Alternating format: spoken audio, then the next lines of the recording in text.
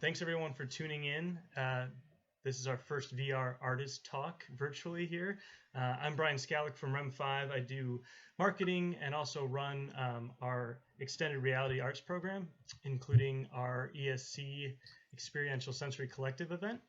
I'm really excited because we have Sheila Asato with us tonight. She is both REM5's Dream Artist in Residence and was one of our featured artists at February's ESC event.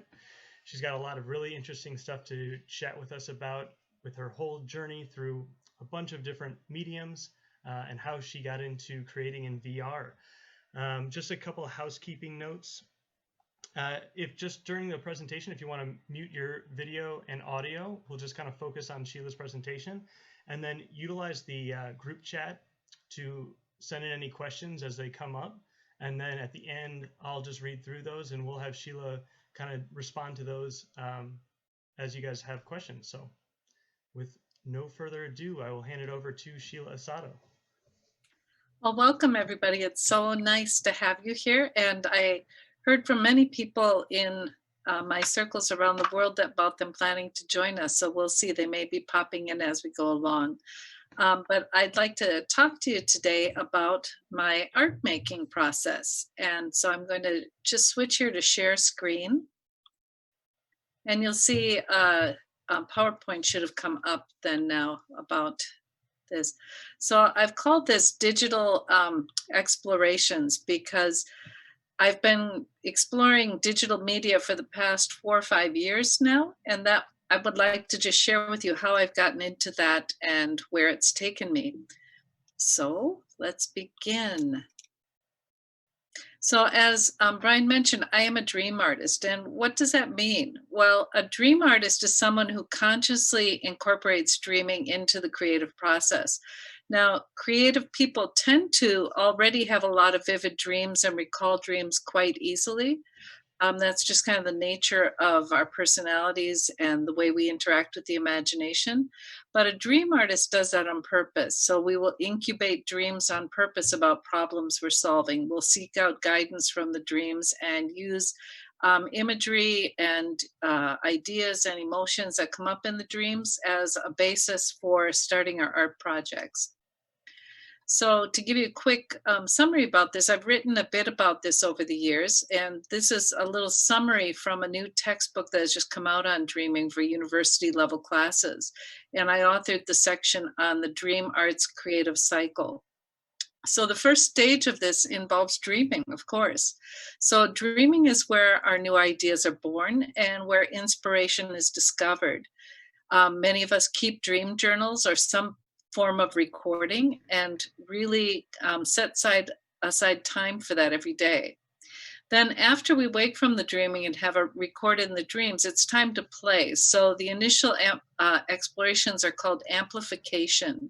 And that's where we test out ideas from the dreaming and develop those images. So that might involve writing about them, trying to recall more details about drawing images, but just generally getting familiar with what's happening in the dream world and if there are any reoccurring themes or imagery that are coming up that are getting to be ripe for harvest in the art.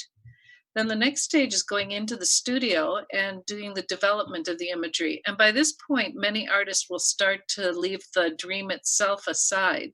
Although some artists do actually illustrate dreams, many of us use the dreaming as a jumping off point, and then we do what's called dreaming the dream forward, where we take the work that we're doing and we start creating from these images or energies from the dream. So it's hands-on creation of art at this stage from the various elements that we develop during the amplification stage. And then finally, we complete the work, and that means it's either ready to be exhibited, set aside, or discarded. That happens too. So for me, the third stage is when I go over to REM5 and I take what I've been kind of percolating with, working with, and start to develop that in the virtual reality. So the book I mentioned that's now available, it's a recently published textbook, and it's called Dreams, Understanding Biology, Psychology, and Culture. It was put together by people in the International Association for the Study of Dreams. And I authored the section on the creative cycle of dream artists. So when I began as an artist, my early training back in the 70s, when I was pursuing a degree in art, really relied on traditional media and a lot of observation. So really focusing on drawing from observation of the physical world. And that also then took me into being very interested in drawing from the other worlds I'm part of, including the dream world and the imagination.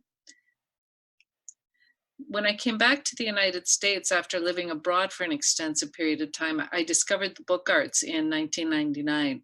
And I was very excited about this because I wanted to find some way where I could develop a more intimate relationship with my audience, where they could actually touch and feel and hold the artwork rather than having it up on the wall behind glass and a frame. And with a book, it was a kind of semi immersive, interactive medium that let people move through their own pace as they were moving through the pages, where the different art forms that go into making the book could be all part of the process, including paper making, coloring the pages as you see here, typography, layout, design, content development, all of that. So that really became my passion and led to me becoming a faculty member at the Minnesota Center for Book Arts. So I love how the book arts let me bring together my passion for language and writing. I'm also an author, and also for making objects and working with painting and drawing and binding and all the things I love with paper and thread. And then about 4.5 years ago, I had a dream. And in that dream, I was picking up the computer and using it to draw with and start making art with. And this theme kept reemerging. And I thought, okay, maybe it's time to try to start using my computer as a new media form of making art. But I had no idea where to begin. So I just started playing around, and these are some of my early experiments. So on the left is one of my book arts projects. It's an altered book. And what that means is I took a book that already exists and I started to draw on the pages. So the colored pencil that you see there, and I was doing something called found poetry, finding words on the page that jumped out at me that were then linked together to become another story or another poem. And in the center of that is a transfer of a woman. It's a piece of plastic that has the imagery attached to it from something else, and then put in like a window in the pages. So there's this translucent element that lets the light come through. So what I did is took a photograph of that and then brought that into the computer. And then the image on the right is what I started doing with it as I played with my finger on the mouse pad using apps like Photoshop and Illustrator. So I was really interested in how could I keep a very painterly feeling, but also do things in the computer that would not be physically possible to do to these pages. And in this case, for example, the application of blue that goes across the paper and across the plastic-based transfer in the center and then back onto the page, that's something that could not happen in the physical world. The color simply wouldn't go like that on those surfaces. But in the computer, that was something that I could do. So I liked that experience of playing with what can I do on the computer that I can't do in the physical studio. So many people will ask me, what are your favorite apps? And over the years, I've learned to use a lot of different applications for painting and developing imagery on the computer. And they include especially the Adobe Creative Suite and Adobe apps like Photoshop, Illustrator, Fresco. And now that I have an iPad Pro, I also use ones like Procreate, Sketches Pro, ZenBrush, Amaziograph, InkPad, and whoops, already mentioned Fresco. So throughout, I've been very concerned with how can I create digital art that feels handmade? How can I keep a sense of touch in there, that it feels like there's an engagement directly with the materials on paper, on these surfaces, and that when people look at images of my work on the internet in digital format and that they can't tell if it's a painting that I physically did in the studio or if I created it with my finger on the mouse pad. So here are some examples of digital art I've made over the past couple of years. I'll just go through these and give you a sense of that. Now, these early experiments were again all using my finger on the mouse pad and just messing around with colors and shapes and seeing what I could do with it.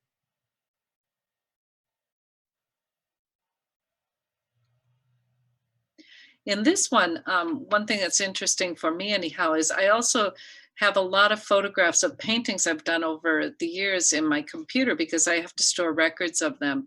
So I started mining sections of those watercolors, of the acrylic paintings, and then would take those into various sections into this piece here. So some of the blues that you see are coming from watercolor paintings and they have that feeling.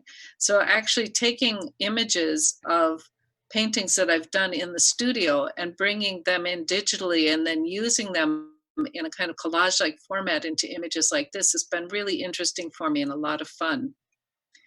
Now, recently I purchased an iPad Pro and got to start working with a iPencil, so a stylus directly onto the pad. And that has really brought me back to the experience of drawing directly on paper. It really feels like that, especially since I got a covering for my iPad Pro called Paper-like. And so that slows down the slickness of the surface of the glass on the iPad. And it really gives me a sense of drawing on paper again, which is very exciting. And I think that starts to show in a piece like this. So back in October last year, get a little drink here. Jamie Marshall from Friends of the Arts in St. Louis Park said, I think you need to meet Amir over at REM5. He'll tell you about virtual art. Well, I had no idea what this was. And frankly, I wasn't that interested. I just associated virtual art with gaming and with my sons playing at very loud arcades and things moving too fast and making me dizzy. So I wasn't very interested, but I went over anyway because I trust Jamie and it sounded like an interesting outing. And I was just really astonished by it. It was very, very interesting. And the first night after doing it, my dreams were really stimulated. So I'd like to just show you now a little bit about my journey into VR or virtual reality, where I continue to have this cycle of dreaming, exploring, and then creating in this new medium. So, like many of you, when I first heard about it, I didn't even know what it was.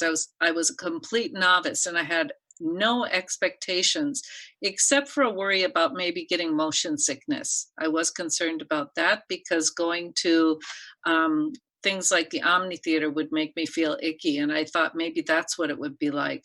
Well, I was absolutely astonished to find that that isn't what happened at all. It was very, very tame. And the first time I got a chance to play with something called Tilt Brush, which is what I've been working a lot in now, it was amazing. I didn't notice the passage of time at all. And I ended up that first night having some lucid dreams spontaneously. Now, I do have maybe one or two a month, but I don't go seeking them out. But I did notice that having worked in the virtual reality all afternoon and coming back and having a lucid dream, that was interesting. So for those of you who aren't familiar with the term, a lucid dream is a dream in which you're aware of the fact that you're dreaming while you're in the dream state. And so when I'm working in Tilt Brush, one of the hallmarks of that is that essentially I'm painting with light. And I create these forms that I can only see when I'm wearing the VR headset.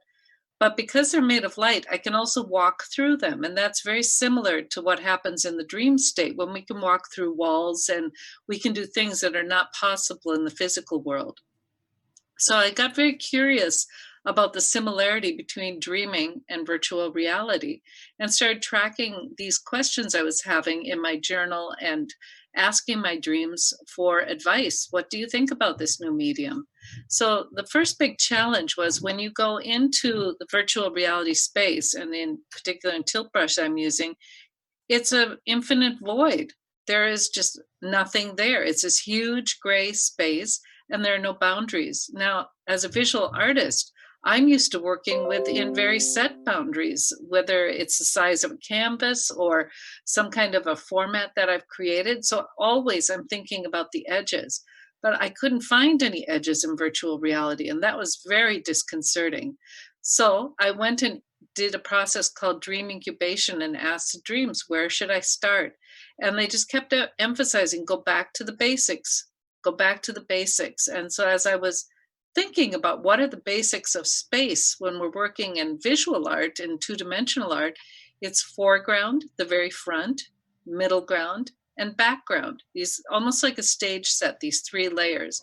So I woke up, I created this print on, and it's a digital one. So I created this in the computer of a raven behind a tree, and then behind the raven, another tree, and then the moon. So that was giving a sense of space.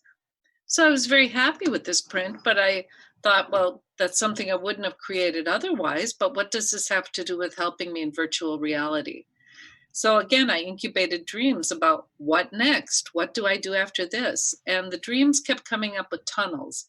So, and then finally, I had a dream about a tunnel book. Now, this is a book structure that I've tried to make in the past and never very successfully. So I immediately called up a friend of mine, another teacher at the Center for Book Arts, and said, I need an emergency tunnel book lesson. So she came out to my studio and showed me how to make a really good structure, and this is the result. So it's an accordion structure that allows the book to collapse flat and then expand out like this.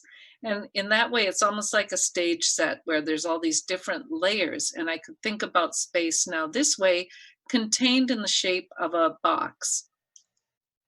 Well, that eventually led to the creation of my first piece in virtual reality, in which I created a life-size space where you could walk through this. And then this is looking down from the top into this virtual book or tunnel book called Raven Moon. And I was very pleased with that. So at that point, I talked to Amir at REM5 and said, how do you feel about having an artist in residence? And so we worked that out, that I would start to be the artist in residence. And the next step was to ask my dream, so where do I begin with this? What does this mean? Now that I've gotten myself committed to this, where do I go next? Well, the dreams are very clear. They wanted me to play around at this intersection of dreaming and memory. And in particular, if I were to go back to the basics about doing exercises that I had done when I was first becoming an artist, I would need to do practice studies about what each of the different brushes did. At the same time, a flood of memories was coming back from walks during the previous summer of being in festivals in Japan. So Japan is my other home, and I spend several months there every year. And I kept having this reoccurring image of a festival in particular I'd gone to in Nagoya with all these hand-painted lanterns. And in the bottom right corner, you'll see a bunch of booths. And these booths are for all the vendors that are going to be selling all kinds of special treats and barbecue stuff and all kinds of yummy things. But it's just before the festival opens. And so I was thinking about now that would be a good place, that kind of structure to store my studies. And that led to this piece that I started to create called Dream Art Festival. So each of these little booths in here contains studies that I did of what each of the brushes could do. So as you look a little closer, you'll see the one on the left is for circles, and it was using each brush to make a perfect circle. Then the second one are lanterns. Well, that's because in the course of trying to make some perfect circles, I accidentally started making three-dimensional spheres, and I couldn't figure out how I had made them. So I just poked them over in another booth until I could figure it out. And eventually I learned how to do that and could do that with each of the brushes. So if you can tell, there's a circle that is the lantern, and then down below is a little dangly thing. And that's a kind of symbolic piece of paper where I've written down the name of each brush. Then on the next one are spheres, and the next one are squares. So this was a place that I could go and enter into a very immersive way and find, I was able to practice a lot of different skills while building this world. And that was very interesting and exciting for me. So with this theme of going back to the basics of how I learned art, I wanted to think about, well, what could I do next? So then I realized there was a reoccurring image that had been going on for a long time about tree houses. And this is an example of one of the dreams on February 17th, in which I'm in a big open tree house with a round floor. The center is filled with dog treats. We traveled back to the future. 5 minutes have elapsed. So it's a really fragmented dream, but the thing is it had a lot of sense of place in it. It had a lot of feeling tone. And so I could really re-enter that dream easily. So what I did when I would go into the virtual reality space is, again, I put on the headset and I'm in a dark space that's empty. That's very similar to being in the dream state. And then I would just close my eyes there and feel what it was like to be back in this tree house and in the numerous tree houses that have appeared in my dreams over the years. And so from that, this is what emerged. So I decided one of the basic things I wanted to focus on for basic skills was how to help people who would enter my work when they view it learn how to use a controller so they could move up, down, around, and bounce around throughout the space. So I made a 2-level treehouse, and on the top floor, which you can see on the left here, is the Japanese room that has a low table, cushions, a tabletop that has a piece of lace there with a light shining on it.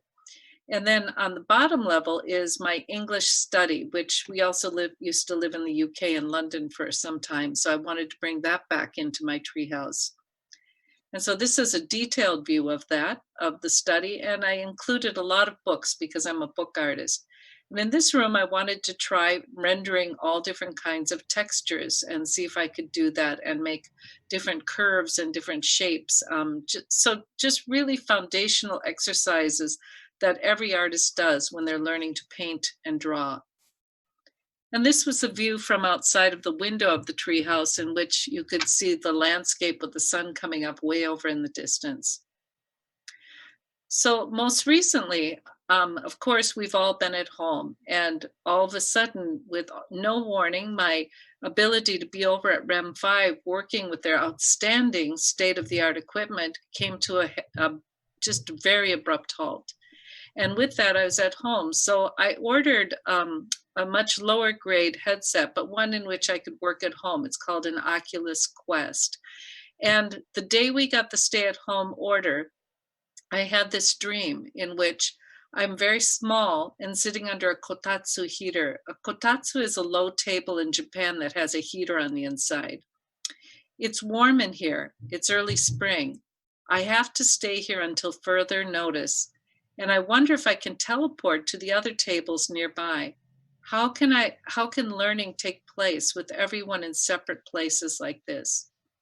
Now, in addition to my work as a dream artist and being in residence over at REM5, I'm also a teaching artist. And with this whole COVID-19 crisis, all of my teaching gigs dried up. Everything has been canceled, exhibitions, art fairs, everything. So it's been a very upsetting time. And I did find that this dream was so peaceful that I really wanted to recreate it. So this is the view from being underneath the table, and in that glowing light above me is the shining heater of the kotatsu. And I can see outside, if you look out to the left, there's a little shining light in the distance of another house. And these are sliding Japanese doors that are made of paper. Then on top of the table is my art work. So at this point, as I'm at home, I'm really going back to a lot of the contemplative forms of art making that I learned when I was an apprentice to a Zen calligrapher as a student in Japan at the Kansai University of Foreign Studies quite a long time ago. So just reconnecting with those earlier ways of using art to stay calm, to stay healthy, to stay centered. And outside of my little hut here is a blooming tree. It's springtime, even though it's dark, and the sky is filled with stars. And everywhere in the distance in the hills are all sorts of little twinkling lights. And so I know that I'm not alone in the darkness. There are all kinds of people in the hills, and all of us are in our own little places doing our creative work. So I found this dream incredibly healing. And also to be able to spend a month working on it, of building this environment, of inhabiting it in waking life and watching the effect that it's had on my dreams has been incredibly powerful, and helping me then to go ahead and start to launch online classes and learn that. So if you'd like to connect with me, here's my information. My website is monkeybridgearts.com. You can also find me on Instagram, or send me an email or contact me through REM5. And so I'll stop the presentation here, there, then, and we can go to any kind of questions or comments or feedback you have. Awesome. Well, hey, thanks a lot, Sheila. That was great. Looks like we have just a couple more minutes left on the Zoom meeting. I didn't have any in the chat, but I have a question just from watching Yes. you work at REM5.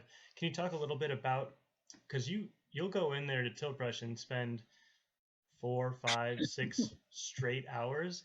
Yeah. What's that kind of like, and how does that tie into the process and making in this medium? Yeah. So I'm used to having quite a strong discipline working in the studio every day for at least 4 to 8 hours a day. I try to do that. But it was really different when I started at REM5. At first, there was getting used to the headset and all of that, but it's so immersive being in that environment and shutting everything off. I can't possibly multitask. I can't answer the phone. I found that I have to set a timer now so I remember to eat because I'll completely forget. And it's really like being in the dream time. But being at home now, that's completely different because this headset I'm using at home, it's called an Oculus Quest. It's very different. The one you have at REM5 that I use is a Hive, and it's very comfortable to have on for extended periods of time. This is not. On the other hand, that might be more healthy for me because I can never work more than 1 to 2 hours tops at a time.